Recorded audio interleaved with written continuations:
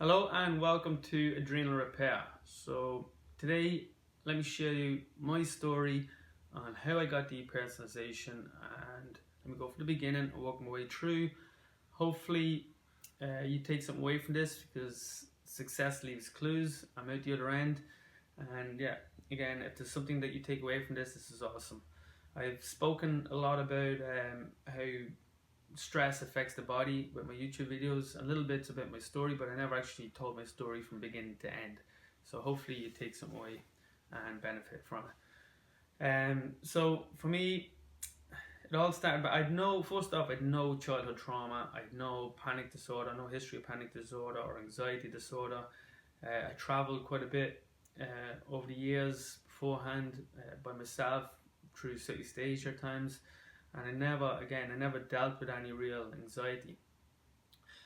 So this all started when I moved to Vancouver in 2011 from Ireland. I was a fitness instructor back in Ireland, doing what I love doing. There's not a lot of money in fitness instructing, but I enjoyed it, just working in gyms, meeting people, training people, etc. When I came to Vancouver, it was the first time I had an opportunity to make a proper living and make some decent money, and I got excited. And I came over here with my girlfriend, who I met while traveling in Australia. So she came over from Japan, we met over here. So things were going well. I was over on a 2-year working visa, and at the end of the first year, my second year visa got pulled. For whatever reason, the Irish government cancelled the second year visa. And this caused a lot of stress, because I was just building up my own business. It was going well, and I was going to lose everything then. If this happened, I'd have to go back to Ireland, where there was a big recession at the time, and most likely I'd have to split up with the girlfriend, because it's not easy for anyone just to move into another country. So I don't know what would have happened there. So the stress and the pressure of just leaving all what I had built up for myself was just building up and building up. Now I thought I was dealing with it. I thought I had it under control. I was applying for extension visas. Also, I was applying for permanent residency. I didn't know if I was going to get any of these. It was just costing a lot of money, a lot of paperwork, and also for my girlfriend to also be able to apply through common law. It's just tons and tons of forms and bills. And one day I was walking through the town with my friend. I remember going for a cup of coffee. After the coffee, I was just walking through the town centre, and my heart skipped a beat. I was like, whoa, what was that? And my friend looked at me and said, you okay? I said, I don't know, just something happened with my heart. And all of a sudden it just took off. My heart rate just went through the roof, and all I could do was run. I just remember just taking off through the town centre and just ran towards the hospital, which wasn't too far away. I ran into emergency. They all thought I was on drugs. They were all trying to calm me down. They're all shouting at me, what drugs did you take? I said, I didn't take any drugs. I'm taking a heart attack. Someone help me.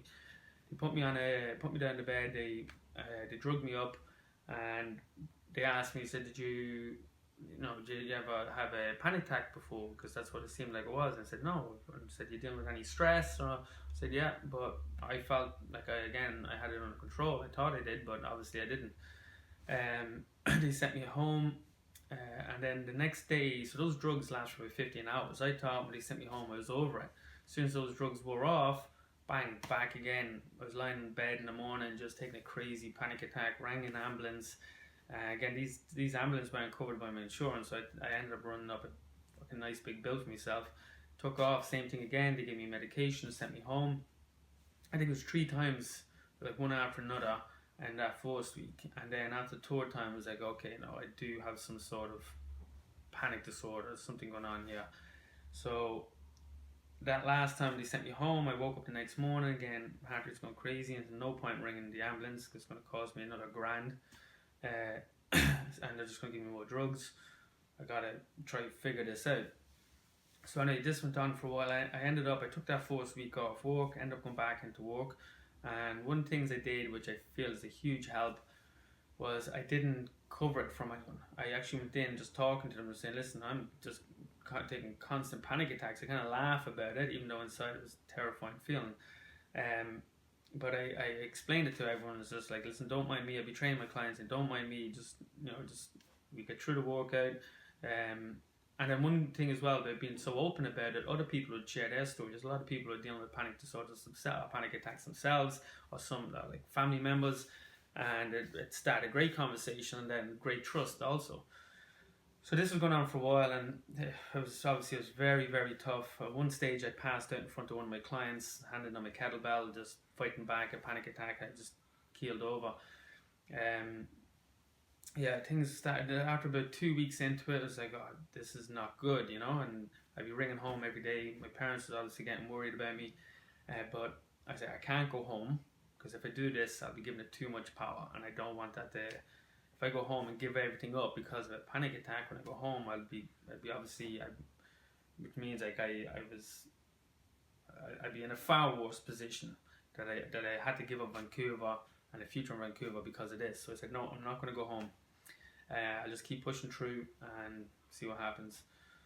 So things kind of died off a bit as things started to ease, and I remember all I had was kind of like a twitch, and I wasn't getting the panic attacks. This went on for a few days, and then one day, it was like on a weekend, I just was like my heart went to do one last big beat. It was just a huge rush pumping through me. Now I know it was adrenaline, but it felt like it was just like the last beat my heart was going to give, and I collapsed again. And then as I hit the ground, I kind of came back, and then it happened straight after that again. I was like, okay, this is my heart failing. I call the ambulance. So the ambulance comes again, and they were like, no, nothing wrong with your heart. Go back home. And I was convinced they misdiagnosed me. So I was in this terrified state. This is going to happen any minute. This is just going to stop. And this is where the derealization and depersonalization kicked in. So I started then going around this dream state, and I didn't know what this was. I'd be ringing home to the folks. They didn't know what it was. Now they started to get really worried. I was thinking I'm going crazy. So eventually I went to see a psychologist, and he didn't know what the dream state was. So he was great help for to deal with the talk therapy was awesome, but we didn't know what the DP was, and I didn't know, and this was causing a lot of concern for me. And then I remember just getting into things started to go really weird. It's in like yourself, you're dealing with it, reality, you feel detached from yourself, and now talking, this is psychosis now, and maybe there's no coming back. And what if it becomes suicidal? This is something I started to worry about, something that never crossed my mind before. And then I started noticing when I started worrying about something, I'd start creating, I'd manifest those thoughts. So I started then becoming suicidal, getting suicidal thoughts, and then bombarded by it. I had no control of my mind. So this is when things started to go really, really sad and very worrying. And I was like, what would every minute, like within, let's say you look at an hour, every second within that hour was absolute torture. I couldn't sit down and watch TV. I just couldn't. Being present was a nightmare. Being in my body was an absolute nightmare. And it was like, what do I do now? So like I was going to group sessions. I felt hoping to find someone that's dealing with the same thing I'm dealing with, but I felt like I was far worse than everyone else in those group meetings. There was, it did help to be around other people, but again, I just felt like I'm in another level than all these people. Anyway, again, this went on for some time, and then it all started to turn around when I came across Charles Linden from the Linden Method.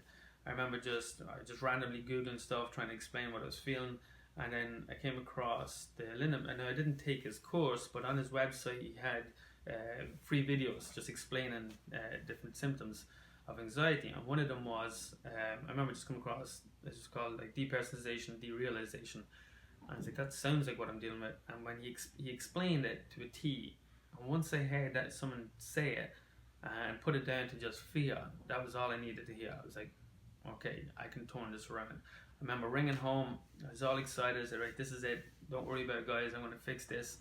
Again, that mindset was huge. And also, even when I was dealing with depersonalization, as terrifying as it was, I never kept it to myself. I was open about it to people like I worked with, my clients. I didn't bombard them and try and pull them down. I kind of make a joke out of it. Like I said, I'm dealing with all this stress now from like my body's traumatized and I'm in this dream world, and don't mind me, but I just said this is nuts, And I'd my good friend of mine who was my manager at the time. He found it really interesting, so I enjoyed having conversations with him. So he was the one, rather than like this way it kind of took the power away from it, when the way, like when you talk about like because I felt like I was deep into my subconscious and I was kind of in the control panel of my brain, but I didn't have the manual to know what I was doing. So I felt like I could stop my heart at any second, or trigger a stroke, or it was like any where my mind would drift. I feel like I was going to trigger something serious, and it was terrifying. But like his attitude was like, imagine you had that control over that, you know, what doors that would open, you know, and we joke and laugh about it. And he's got actually a YouTube channel called Lifestyle Awareness. I definitely check it out. He was a huge help. His name's Phil Whitmore. So yeah, do check him out. He's got a lot of stuff to offer. But anyway, so I was surrounded with great people, and again, not closing myself off from the world. I felt like I wanted to kind of lock myself in my room, but once I started to feel the pressure of, okay, I now started to feel uncomfortable going outside or into areas where there's a lot of people, I'd go straight in there and challenge that fear. And the way I was looking at it was like, I'd rather die trying than live with this for the rest of my life. So I called its bluff. I didn't believe I was going to drop dead. I said, if it happens, it happens, but I don't think it's going to happen. I called its bluff. I'd walk in and challenge myself. I'd feel all the fears run through my body. It was terrifying, but I was like, I'm not giving into it. So then what I wanted to do then was start to distract myself. Okay, I started to learn new skills. I started gymnastics, again, just to something I've never done before. I knew it would be a huge challenge. Got into hand balancing, again, not because I wanted to be a hand balancer. It was just I knew it would take up a lot of time and a lot of focus and a lot of dedication. But now looking back, because like the handstands was training 5-6 days a week, what I was doing now, because I feel it was a huge help. I'm not saying go out there and do handstands, but do some sort of practice that brings awareness into your body. Because what I find is that we kind of live in our heads and we kind of lost connection to the rest of the body. Well, it's all supposed to be connected. The brain is an organ just like any other organ. Okay, we shouldn't be isolating and getting lost in our thoughts. Our brain's main purpose is to perform complex movements, okay, for survival. Okay, if we just sat and tried to problem solve and living thousands of years ago, we get eaten alive. So we need to be climbing, we need to be running, we need to be in tune with our body. And when I was distracting myself, I was getting into cooking, something I never done before, and focusing on like flavors and stuff. And again, it's now looking back, I feel this was a huge help, and I think it's because of I was like working on all these different senses and all these primal things that we seem to ignore in modern life and just kind of get caught up in our brain. So I was mapping out my body, doing hand balance and being upside down, figuring out where my hips are in space, where my feet are, find that perfect line of balance. And yeah, it just kind of helped me bring myself back. So like I'd highly recommend something like yoga or Tai Chi or dancing, something that you to focus on your footwork and your balance and all these different parts of being human. Like if you're not cooking, start being creative with your cooking. Work the creative part of your mind. So I filled my day up, distracting myself, working on. I said I was like again, hand balancing, gymnastics. I've been doing kickboxing my whole life. I still kept that up at a lower level. Photography, art, work again. Because I started noticing the creative part of my mind was working against me. I was freaking myself out with these weird thoughts. And then I was like, okay, if I get this creative part busy, it'll kind of take that tension away from me. So yeah, I was getting into art, photography, and then my phone would be full of audiobooks. When I go to work every day, I was just listening to Wayne Dyer, Tony Robbins, Eckhart Tolle, all these different experts in on like mindset and just positive thinking, positive outlook in life. Every day when I come home, it'd be a hot bath with some incense, some nice smells through the house, easy listening to music the whole time. So I tried to make my home like a spa. I was all relaxing at home. So then again, hot bath, listening to Wayne Dyer, and she's like, this could go on for hours, this video. But anyway, from there then I started to notice, okay, my body's now starting to repair. I started to feel a little bit better. Confidence was coming back, and I went on to become a holistic lifestyle coach. And then this changed my outlook on diet. Like, I used to eat pretty clean as a fitness instructor, but I just started like from scratch, all organic food, got rid of everything in the cupboard and the fridge. It wasn't organic. Lots of veggies, a lot of grass-fed meat, free-range chicken, just clean, just real food. Okay, just no processed stuff, no sugars, and yeah, it just made a huge difference. Starting to feel better. So what's happening there is with the nutrition and the stress management, my body's repairing, and now I can face my recovery better. So I could get to my underlying issues, and for that was the panic attacks and the thought of thinking I was going to die had my body traumatized. So when I feel a panic attack coming over, my body was strong enough to deal with it. Where before, when I was running to the ground, a panic attack would just smash me. But now, after eating clean, getting good sleep, I remember my last panic attack, I was walking with my friend, actually same guy who was with me that first day, and I just felt the panic attack coming, and I said I was going to let this do its thing. If it dropped dead, it dropped dead. It felt terrifying at the time. I just sat back and went right through me, and that was it, last panic attack. So from there, yeah, the confidence started to come back, and confidence is magic. You can't be scared and confident at the same time. So when I started to feel, okay, I'm getting the better of this, and I looked at it like a fight. I looked at depersonalization as an opponent who's taking me on and was beating me to the ground at the beginning, just beating me, and eventually I started to get the better of it. I started to get my body strong that could deal with the stress of facing your fears. That's the biggest issue I find with people. They don't focus on eating clean, they don't focus on the lifestyle, the body's run down, and you can't face more stress when your body is run down. Build it back up. Follow the principles that I talk about in my videos. I have a bunch of videos there that go over the whole approach of diet, rest, exercise, stress reduction, and supplements, which is the dress for health and success protocol that I use. Anyway, yeah, so once the confidence started coming back, it was just a matter of time till it all just fully filtered through, and yeah, now I'm good, back living my life the way I was beforehand. I just want you guys to know that this is 100% reversible and fully curable, and you will all get there. Just stay strong, stay positive, and be stubborn, okay?